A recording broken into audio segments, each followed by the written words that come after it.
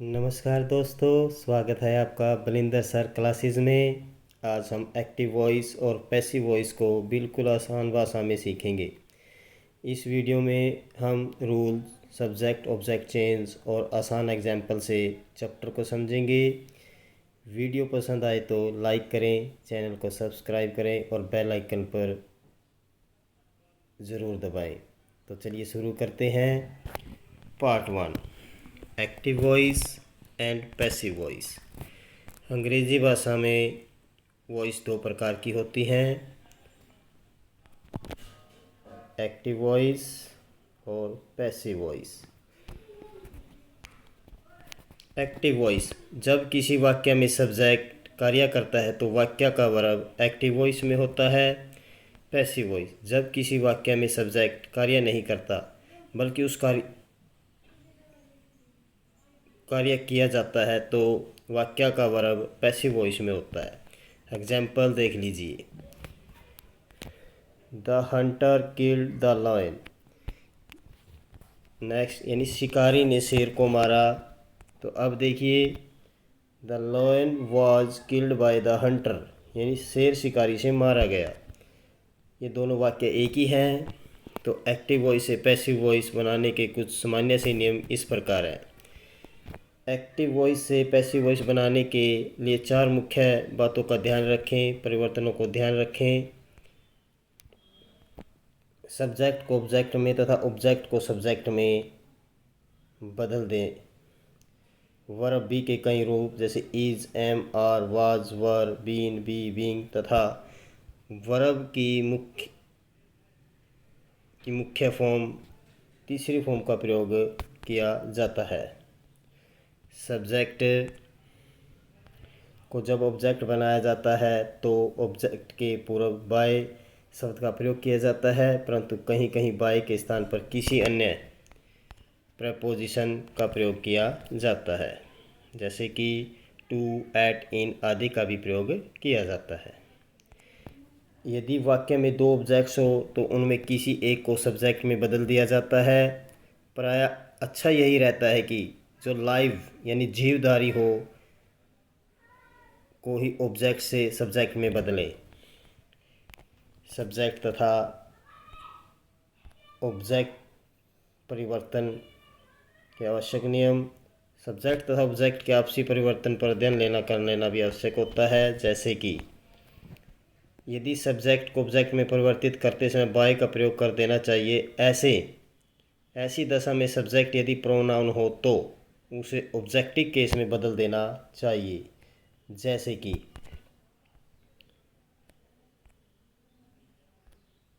आई को मी में बदलें, वी को अस में बदलें, यू को यू में, ही को हिम में।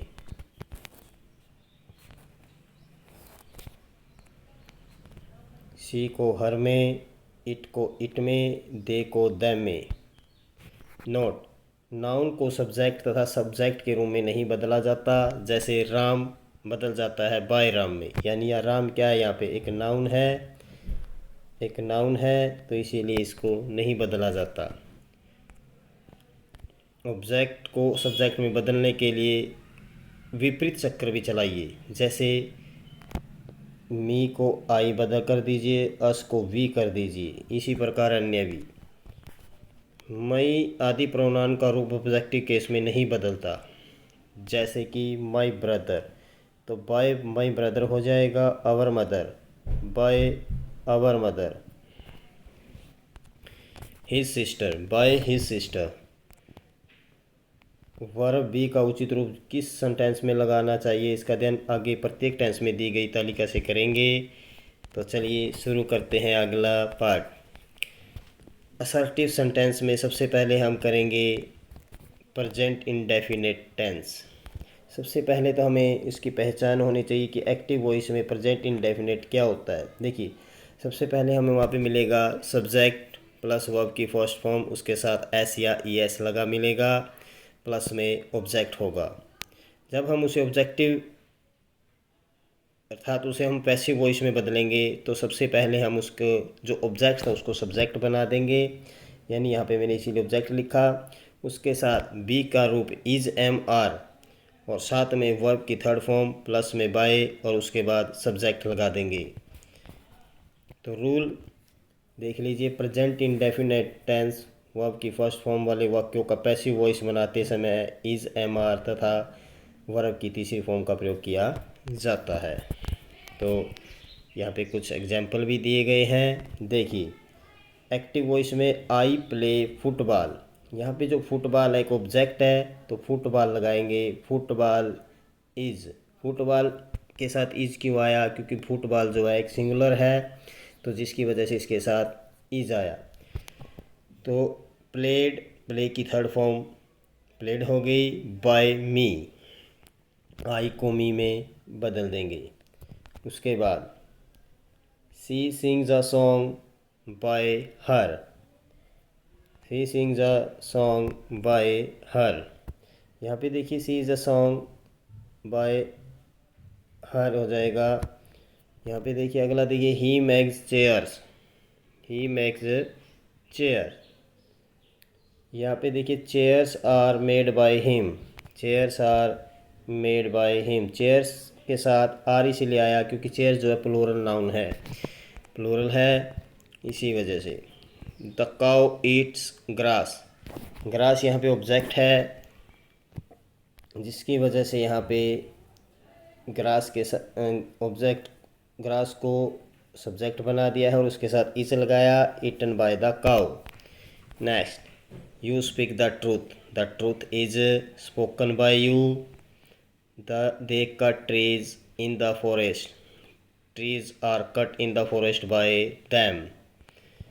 Mohan does not tell a lie, यहाँ पे नोट वाले वाक्य में बड़ा ध्यान दीजिएगा थोड़ा सा, कि जैसे अ लाई इज तो नोट ज़रूर लगेगा साथ में, उसके बाद ही थर्ड फॉर्म का प्रयोग करें। जैसे a lie is not told by Mohan, he does not take tea, यहाँ पे टी के साथ इज आएगा, फिर नोट लगाएंगे। It is not taken by him, take की थर्ड फॉर्म टेकन होती है। तो प्यारे विद्यार्थियों, प्यारे बच्चों, यहाँ पे आपको एक एक्सरसाइज दी गई है, तो कमेंट बॉक्स में ज़रूर लिखें इन सब के आंसर और बताएं कि आपके कितने उत्तर सही हुए। देखिए, ही टेक्स अ टी, यहाँ पे जो टी है ऑब्जेक्ट है, तो हम यहाँ पे क्या लिखेंगे, tea is taken by him dot. तो next, he teaches me, I am taught by him. I see a bird is seen by me. तो अन्य आप जो रह गई है एक्सरसाइज वो आप स्वयं करेंगे और कमेंट बॉक्स में उसके आंसर लिखेंगे। तो प्यारे विद्यार्थियों, आज के पार्ट में बस इतना ही। मुझे उम्मीद है कि आज की वीडियो से आपको एक्टिव वॉइस और पैसिव वॉइस अच्छी तरह समझ आ गया होगा। यदि आपको कोई प्रश्न हो तो कमेंट बॉक्स में ज़रूर लिखें, मैं आपके प्रश्न का उत्तर देने की पूरी कोशिश करूँगा। तो अगले भाग में हम बाकी टेंस की वॉइस चेंज भी सीखेंगे। तब तक के लिए धन्यवाद, मिलते हैं अगली वीडियो में। तो thank you, have a nice day. Channel को सब्सक्राइब करें, लाइक करें, शेयर करें, बेल आइकन को ज़रूर दबाएं। Thank you, have a nice day.